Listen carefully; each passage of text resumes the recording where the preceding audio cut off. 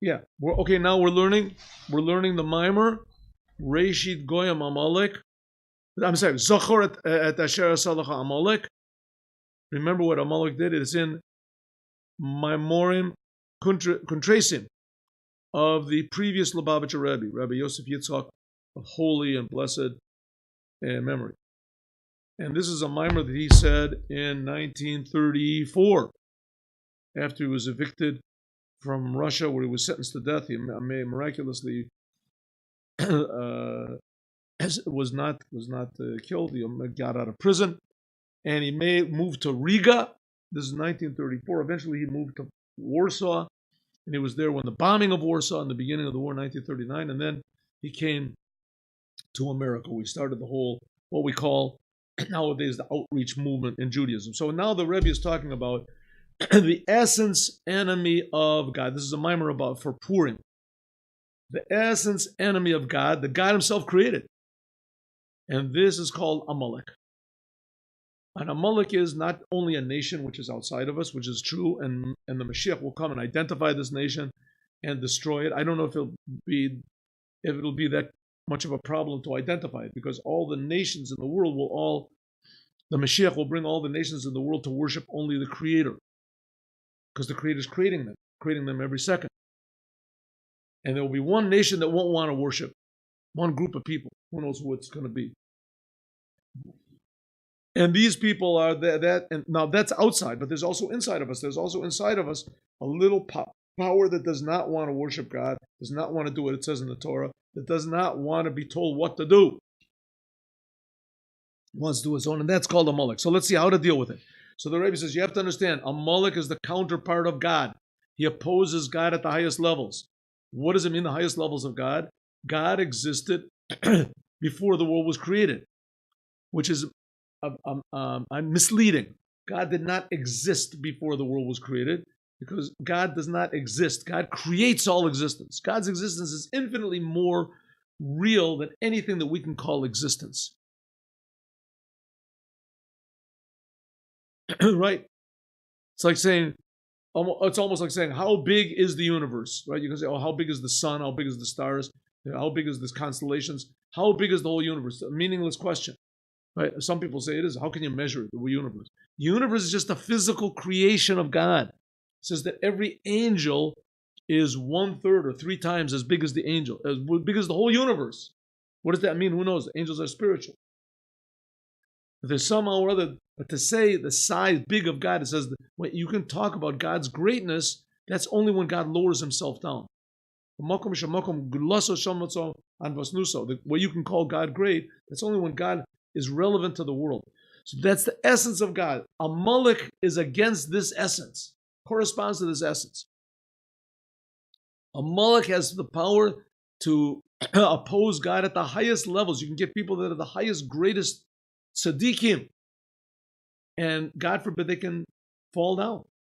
Possible. I don't know how it's possible, but it's possible. There's stories, shocking stories in the Torah tells us that a person always has free will. The Yerovam ben Nevat and Elisha ben Avua, Yochanan Kohen Gadol, those are the 3. These people were great holy tzaddikim that knew all the Torah, knew all the Kabbalah, and did all the commandments, and they were people that were pure and all. And all of a sudden one day something happened, and they said, "I don't want it anymore. Not for me." So that's Amalek. Amalek is the first of all the goyim. Here, the Havdil. The Havdil of Dalas, just like God existed before the world and is what's called Soviv Kol Omim, surrounds all the worlds. The Havdil of Dalat and Kates. The first word on the line is Lahavdil. Havdalat and Kates. And to separate without any comparison, Amalek to God, Bila Umatze on the opposite side. The first word on the line is Lahavdil. See, it is like 10 lines from the top of the page. Hine, Amalek hu reshit lakol hagoyim. Amalek is the first, just like God is the first. Ata Rishon, God is the beginning. So Amalek is also the beginning of all of the Gentiles. Ubhavdalamiyam, but he's worse than them. Hurak sibalahem, he is only a cause for them, just like God does not really exist. He creates all existence. Well, Amalek, so to speak, is not any bad emotions. Amalek gives birth to all the bad emotions. My teacher, one of my teachers, Rabbi Mendel Futterfass, he told me that you could really see it in World War II. He said that the Russians, the Cossacks, right, these people, they were bloodthirsty. They would go through a town, they would kill babies and women and children and old people. They would kill them, torture them. And then in the nighttime, all these Cossacks, they would get together and they would drink and they would cry. What did I do? I killed a baby. How could I do it? I killed an old lady. It would make them feel bad. But they were so bloodthirsty and so hot-blooded that they couldn't control themselves. So the Germans weren't that way. The Germans were cold. They were civilized. They were cultured. They were clean. Their garments were immaculate, pressed. They would come, they would line people up, shoot 1,000 people, take a cigarette break, wipe off their boots from the mud or the blood or whatever is on their boots, and they would go back and kill people. No effect whatsoever. You didn't see them that they were, grimaced and made faces or whatever like that. They just did their job. They just killed people. Cold death. The opposite of life. Bezeu, that's what it means. Rashis Goyim Malmolek. That's what it means. The first of the Goyim, of the non-Jews, is Amalek. Shu Sibalahem, that he is the cause for them. Lochen, therefore, hine call a Goyim, all of the non-Jews, Harebi old Yitboraru. They will all become refined. All of the non-Jews sitting in the United Nations and all these other religions, hundreds, billions, who knows how many religions there are in the world, how many branches there are of these different religions there are. All of the humanity will all become refined. They'll all realize that God is creating them. Every non-Jew, from every African native in the middle of the Congo to the Eskimo, and every single human being will realize that God is creating me. God's creating the whole world, and God's creating human beings, and God is creating all the countries. God is creating right now every single non-Jew, and He's providing for them and giving them eyes and respiratory system and circulatory system. God is doing all this, each one personally. And then He's deciding how long they live for after they die. That's right. Yes. And when a non-Jew realizes this, then he realizes that, hey, God loves me more than my religion told me. My religion didn't say that. My religion said I have to do this or I'm going to burn in hell or something. Right here, I see God is creating me unconditionally all the time. It's pretty good, right? God, what God is that? That's the God of the Jews. That's the God of Abraham, Isaac, and Jacob. He's creating everybody, all the religions except Kamosh Gatsu. 1 second. Az afoch el ha'amim safa barura. Then I will transform all the nations to have a clear mouth. Likra kulam, that all of them will call the name of God. All of the nations will accept the Creator. Masha'en kin Amalek, which is not the case. Amalek, the Chassid, like it says, Acharito ade Ovid. Like it says that his end, he will have to be destroyed totally. Liyoto Siba, because he's the reason. Siba Tagoyim, he's the reason, the cause of this hatred of the non-Jews to God and to the Jews. Just take a look at the United Nations today. Just take a look at 1 second. You see, every single day they have some sort of a thing against Israel, against what's going on. They don't want to say it's the Jews. They don't want to say it's against the Jews. But the fact of the matter is that that's what it is. Why against Israel? Could make Israel and other countries also, right? You don't like Israel, good, don't like Israel. But make it against, here there's Sudan. These places are torturing people, and they're beheading people, and they're right, total disregard for human rights, for women's rights, for minorities, total disregard. They don't care. It makes no difference. All of a sudden, because why? Because they hate God. In the end, they hate God. And in the end, the Israelis in Israel, they also don't like God so much. They're afraid of the non-Jews. They're afraid of the United Nations, right? That's the Amalek which is inside of each one of us. Inside of each one of us. Says, Ve'i efshar leborer, Amalek cannot be refined. Ki'im ivdu ibudo, his destruction. Zeu tikono, that's the only way he can be destroyed. They can fix. And so it is with the Amalek. Now the Rebbe here is not telling us to go out and take a gun and say, I know who Amalek is. It's my next door neighbor because he drives over my lawn all the time. The Rebbe is not telling you that you should fight the Amalek, which is outside of us. Only Mashiach will tell us who that is. This whole mimer is telling us to fight. Hurt or help anyone without God's help. But you have to know who Amalek is. The Rebbe here is identifying for us the Amalek inside of us. And when we defeat, like the Rebbe said a lot of times, every Jew has a little Gentile inside of him. If he defeats the Gentile inside, he can defeat the little Gentile inside. He can defeat the big Gentile outside.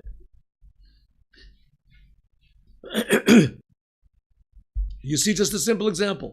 If one of the Israeli representatives in the United Nations would just stand up, the Rebbe said this, and he would just say, God gave us the land of Israel.